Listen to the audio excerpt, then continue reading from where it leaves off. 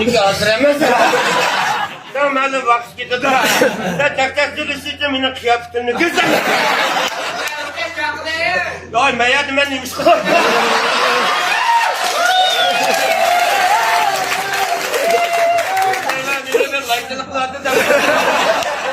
Örkeş yakıladı.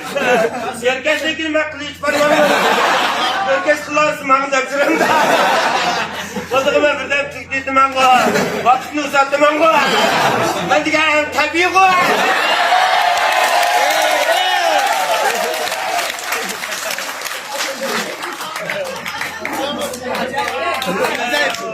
O sorular parakan oday nemesi adayım. Birce örge, örgeç kirti ederim de. Ay örgeç kapılmacı mı afken çakçak yani atılmazda bir yanda çıkma yitorma. Çakçak açta koz bama içe bama. Buraya toylarla örgeç ıskamitken bamla geç. Sen örgeç bamı da kes. Ya odak diri sen başta gidiyorsun. Örgeç bama takıyımızı da bir yaram bu kes.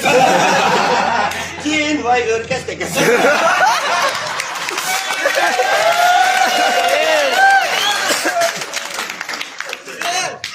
İsmi örgeç vallahi.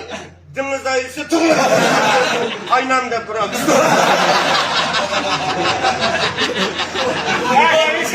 Ya şırşır da bir hadisi var.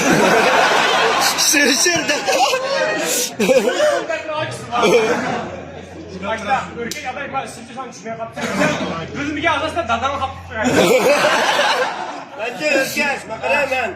Gülüş, çıkırım kıradı sıçak diye.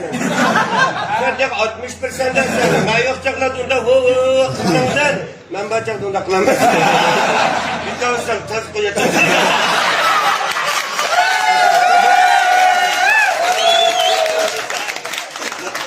Ya arkadaşlar ya. Çakçaklığa işim var. Kayık kağıdır örgek. Kampiyona göre bir polat çıkıyor.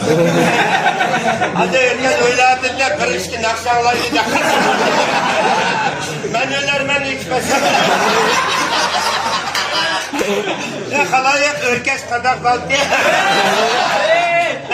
Güllü köyüne kıyatlı. Bu dünyada kadar neticeli. Tokuşlara nayizan çercisi tuğulgan. Bu küçüküden çakçak kız kattı. Bu üyebek çakamısın bir olur.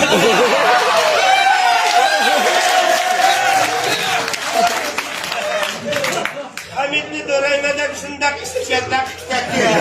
Onun bile akmak kaldı.